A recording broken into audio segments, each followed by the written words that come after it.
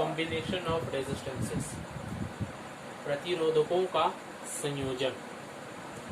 हम अलग अलग तारों को सर्किट में हमें जोड़ना पड़ता है जिनका प्रतिरोध अलग अलग होता है। विभिन्न तारों को अर्थात विभिन्न प्रतिरोधकों को दो तरह से हम लोग एक सर्किट में जोड़ सकते हैं।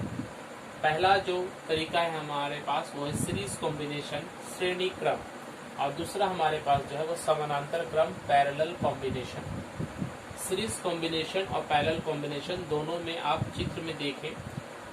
पहला चित्र मैंने 3 प्रतिरोधकों को जोड़ा है, R1, इसे R2 कहेंगे, इसे R3 कहेंगे। 3 प्रतिरोधकों को एक के बाद एक अगर जोड़ रहे हैं, मतलब एक का सिरा दूसरा सिरा दूसरे के पहले सिरे से जुड़ा हुआ है, उसी तरह से ये देखिए, ये लगातार एक के बाद एक जुड़ा हुआ है और कोई एक बैटरी सोर्स वोल्टेज भी सप्लाई है। इसे हम लोग श्रेणी क्रम या सीरीज कॉम्बिनेशन कहते हैं। इसकी खास बात क्या है कि यहाँ से जो करंट निकलेगी प्लस टर्मिनल से माइनस की तरफ जो जाती है, ये करंट I इन तीनों से समान रूप से जाएगी। I पूरा का पूरा I करंट जाएगा। हर एक प्रतिरोध में करंट सेम रहेगा, करंट बटेगा नहीं। R1 में भी करंट I है, R2 में भी I है, R3 में भी I है, और ये पूरा यहाँ पर आ जाएगा I। किंतु जो हमने वोल्टेज सप्लाई किया था, ये वोल्टेज इन तीनों तारों में बढ़ जाएगा। इसका जो वोल्टेज होगा वो इससे अलग होगा और इससे अलग होगा। ये तीनों का वोल्टेज ऐड कर V के बराबर आएगा। इससे हम लोग और आगे पढ़ेंगे। ये देखिए पैरेलल कॉम्बिनेशन। पैरेलल कॉम्बिनेशन में भी इसी तरह से मैंने 3 प्रतिरोधकों को जोड़ा है, R1, R2, R3।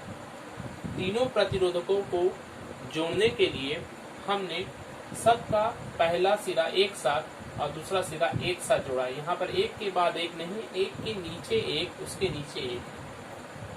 जब इसे हम लोग एक बैटरी सोर्स V पावर से जोड़ते हैं, वोल्टेज से 10 वोल्ट 12 वोल्ट कुछ भी हो सकता है, तो यहाँ से जब करंट आता है I, तो ये करंट को यहाँ आने के बाद इस पॉइंट से 3 रास्ते इसको दिखेंगे। जैसे एक जल धारा जब नदी का धारा जा रही है, उसे जब आप 3 रास्तों में बांट देंगे तो तीनों में वो करंट वो बढ़ जाएगा। तो इसमें करंट का मान चेंज हो जाएगा, I1, इसमें I2 और इसमें I3। लेकिन जब ये इससे होकर आएगा इस पॉइंट पे, ये इस पॉइंट पे और इससे भी इस पॉइंट पे आएगा, तो ये फिर वापस I1, I2, I3 ऐड होकर वापस ये I बन जाएगा। तो इस कॉम्बिनेशन में समानांतर क्रम में हम देख रहे हैं कि हर प्रतिरोध में करंट का मान परिवर्तित हो जा रहा है, किंतु इसके दोनों सिरों का जो विभवांतर है वो हर प्रतिरोध में बराबर होगा। ये दोनों में फर्क आप समझें। इसमें करंट सेम है, इसमें वोल्टेज सेम है किनारों पर। इस पे वोल्टेज बढ़ रहा है, इस पे करंट बढ़ रहा है। ओके,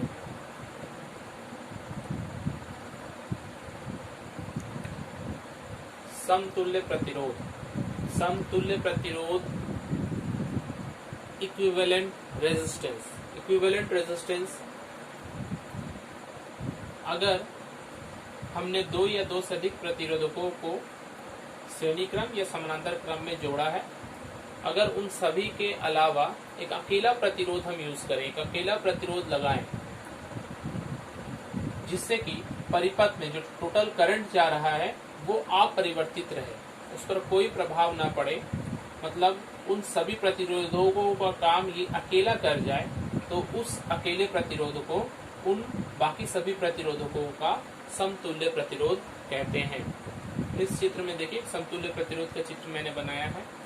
इन दोनों के लिए अगर हम श्रेणी क्रम में 3 प्रतिरोध लेते हैं, R1, R2, R3, और करंट यहाँ पर I जा रहा है, वोल्टेज सोर्स V है, मान लेते हैं V का मान, अगर 12 वोल्ट की बैटरी है हमारे पास और उसमें से करंट जो जा रहा है ये अगर 2 एम्पियर की धारा प्रवाहित हो रही है, तो इन तीनों को अगर हम हटाकर एक अकेला प्रतिरोध R देंगे, इस प्रकार देंगे कि 12 वोल्ट का बैटरी होने पर और करंट 2 एम्पियर ही रहेगा, करंट कोई परिवर्तित नहीं होगा। इन तीनों के स्थान पर एक सिंगल प्रतिरोध R जो होगा, ये इन तीनों का समतुल्य प्रतिरोध कहलाएगा। इस समतुल्य प्रतिरोध को निकालने का फॉर्मूला श्रेणी क्रम और समानांतर क्रम दोनों में अलग अलग है। श्रेणी क्रम में हम कैसे निकालते हैं उसके लिए हम डिटेल्स में भी पढ़ने जा रहे हैं।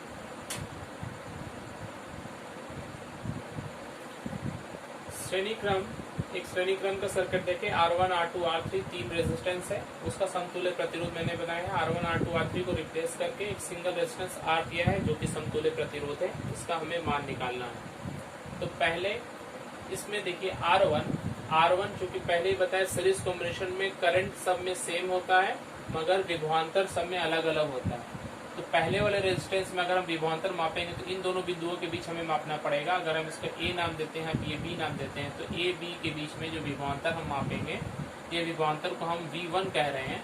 तो V1 का जो मान होगा वो इसमें प्रवाहित करंट और इसके प्रतिरोध के बराबर होगा, अर्थात ओम का नियम पहले वाले रेजिस्टेंस में लगाने पर V1 = I × R1।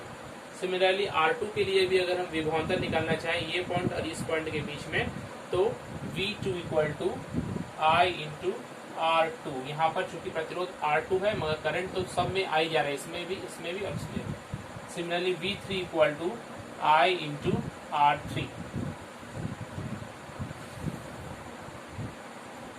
ये जो V1, V2, V3 है, ये V1, V2, V3 असल में इस V के ही 3 बटे हुए रूप है। तो V = V1 + V2 + V3। और ये जो V है, अगर इस इक्विवेलेंट रेजिस्टेंस के सर्किट से देखें तो V = I × R। तो इस V की जगह में हम I × R लिख सकते हैं और V1 की जगह में IR1 + IR2 + IR3। अब ये I × R रहने दें, यहाँ तीनों में से I कॉमन आ रहा है, कॉमन ले लीजिए। R1 + R2 + R3। I1 को डिवाइड कर लेते हैं, I को डिवाइड करिए, R = R1 + R2 + R3। अतः इक्विवेलेंट रेजिस्टेंस सीरीज कॉम्बिनेशन में सभी पार्टिसिपेंट जो बचे हुए जितने भी रेजिस्टेंस है सभी को जोड़कर हमें मिलता है R1 + R2 + R3। अगर हमारे पास 2 रेजिस्टेंस है तो सिर्फ 2 को जोड़ेंगे, 3 है तो 3 जोड़ेंगे। इस तरह से अगर 4, 5 है तो डॉट डॉट डॉट बहुत सारा रेजिस्टेंस सिंपल ऐड है। इस R का मान सीरीज कॉम्बिनेशन में रेजिस्टेंस का मान देखिए, चूंकि ऐड हो रहा है यहाँ पर तो ये सबसे बड़ा आएगा। अगर हम R1 = 1 ओम लेते हैं, R2 = 2 ओम लेते हैं और R3 = 3 ओम लेते हैं तो ऐड करेंगे 1 + 2 + 3 6 ओम R का मान आएगा। इसलिए हम लोग कहते हैं कि सीरीज कॉम्बिनेशन में जो रेजिस्टेंस है वो बढ़ जाता है, पूरे सर्किट का रेजिस्टेंस बढ़ जाता है सीरीज कॉम्बिनेशन करने पर। अतः करंट घट सकता है। इसे हम बढ़ाने के लिए, जहां हमें रेजिस्टेंस को बढ़ाना होगा वहां हम सीरीज कॉम्बिनेशन का यूज करेंगे और जहां घटाना होता है वहां हम लोग समानांतर क्रम का यूज करते हैं। पैरेलल कॉम्बिनेशन, यहाँ पर देखें 3 प्रतिरोध है R1, R2, R3। इन तीनों को हम लोगों ने पैरेलल कॉम्बिनेशन में किया है और इसके इक्विवेलेंट रेजिस्टेंस मैंने ड्रॉ किया है। रेजिस्टेंस यहाँ पर देखें सिंगल R है, इस R को इन तीनों R1, R2, R3 के रूप में हमें बनाना है। तो पैरेलल कॉम्बिनेशन में क्या खास बात होता है कि पैरेलल कॉम्बिनेशन में सभी प्रतिरोधकों का V जो है वो बराबर होता है और करंट जो है वो सब में बढ़ जाता है। सीरीज कॉम्बिनेशन में ठीक उल्टा था, सीरीज कॉम्बिनेशन में करंट सेम था और V बढ़ गया था। तो हम लोग यहाँ पर अब I1 का मान पहले निकाल लें। I1 का मान कितना होगा पहले वाले सर्किट से, I1 = इस रेजिस्टेंस में देखिए R1 में दोनों के सिरों का विभवांतर सबका V है, तो V divided by current R1। इसी प्रकार I2 = V divided by R2 और I3 = V divided by R3। ये I1, I2, I3 जो है ये I से ही बढ़ के निकले हैं। तो I = क्या होगा, तीनों का ऐड हम लोग कर लेंगे, इसलिए I = I1 + I2 + I3। इस सर्किट से अगर I का मान निकलना चाहे हम लोग, I = V/R, तो I = V/R। यहाँ पर V/R1 + I2 = V/R2 V/R3। V को हम लोग कॉमन लेंगे, ब्रैकेट में 1/R1, 1/R2, 1/R3, V cut जाएगा तो 1/R equal to 1/R1, 1/R2, 1/R3।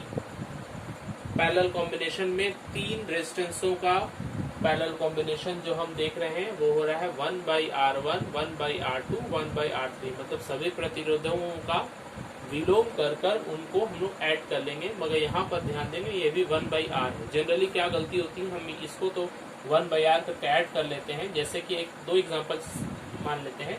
दो अगर मेरे पास R1 का मान 2 ओम है और R2 का मान 4 ओम है, R3 नहीं, मैं दो ही प्रतिरोध से बना रहा हूँ, तो R का मान कितना होगा, तो 1/R equal to 1/2 plus 1/4। Calculate करेंगे, एलसीएम 4 हो जाएगा, 2 प्लस 1 मीन्स 3/4। तो हम लोग यहाँ पर 3/4 करके छोड़ देते हैं। मगर यहाँ पर ध्यान देना कि 1/R है, R नहीं निकाला है अभी तक, इसलिए R अगर होगा तो R इक्वल टू 4/3 ओम होगा। इस चीज को हम लोग ध्यान रखेंगे, 4/3 R का मान निकाल रहे हैं। तो 1/R equal to 1/R1, 1/R2 और 1/R3। यहाँ पर देखिए, जब हम किसी नंबर को बटा कर देते हैं, 1/, कर देते हैं, तो वो छोटा हो जाता है। तो यहाँ पर 1/R, या R का मान जो हम देख रहे हैं यहाँ पर, जैसे दो प्रतिरोधों का 4/3 आया, मतलब 1 पॉइंट समथिंग, मतलब 1 से थोड़ा अधिक। जो सबसे छोटा प्रतिरोध है यहाँ पर 2, उससे भी कम आंसर आएगा हमारे पास।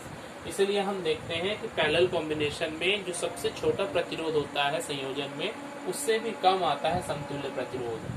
तो पैरेलल कॉम्बिनेशन का हम लोग प्रयोग वहां पर करते हैं जहां पर हमें प्रतिरोध को घटाना होता है, कम करना होता है।